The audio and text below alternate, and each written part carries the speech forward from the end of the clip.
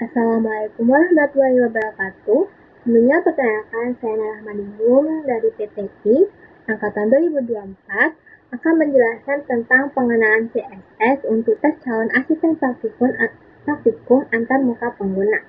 Nah, di sini saya akan mulai dari konsep fundamental, cara kerja CSS, hingga demonstrasi sederhana styling pada website.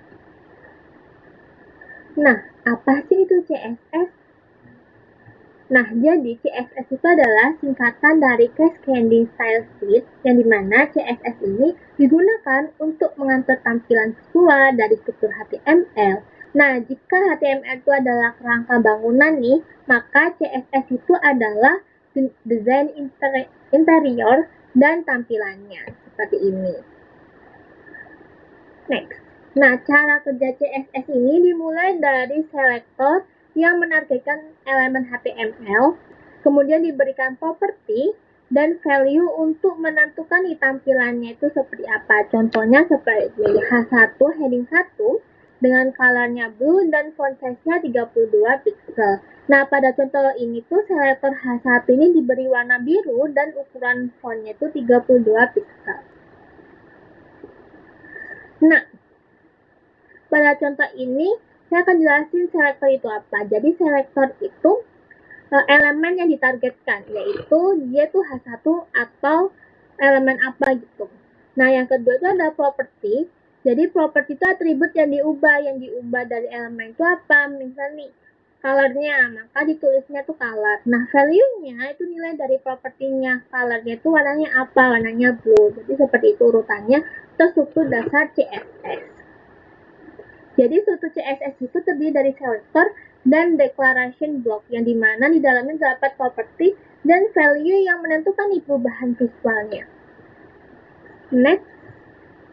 Nah, CSS ini dapat ditambahkan melalui 3 cara. Yang pertama ada inline CSS, yaitu inline langsung di dalam tag HTML. Jadi di dalam tag HTML itu ditaruh nih stylenya. Nah, yang kedua ada internal CSS, yang dimana internal CSS itu di dalam tag stylenya. Tuh, jadi di dalam tag headnya.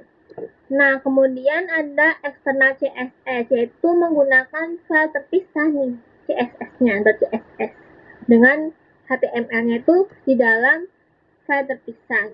Tuh, nah dalam praktek profesional maupun yang sering-sering digunakan itu atau rekomendasinya external CSS itu lebih disarankan karena lebih rapi dan scalable. Nah, selektor ini digunakan untuk menentukan elemen mana yang akan diberikan styling. Pas selektor itu lebih fleksibel karena bisa digunakan berulang kali, sedangkan ID itu bersifat unik gitu. Jadi kalau elemen selektor H1, kalau selektor itu dot containernya, jadi pakai dot container. Kalau ID dia pakai hash dash header gitu. Nah, di sini ada beberapa properti yang paling sering digunakan dalam desain antarmuka, meliputi pengaturan warna, teknologi, box model, dan layout. Nah, di sini box model adalah konsep dasar dalam CSS yang menjelaskan nih bahwa setiap elemen itu terdiri dari konten, padding, border, dan margin. Jadi pemahaman box model itu sangat penting dalam mengatur jarak dan layoutnya itu seperti apa, sehingga website kita itu terlihat rapi dan efisien dilihat oleh mata pengguna, seperti itu.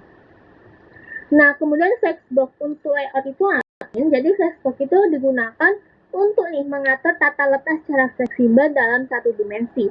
Jadi seperti properti justify content yang mengatur posisi horizontal, sedangkan alignment item itu mengatur posisi vertikal.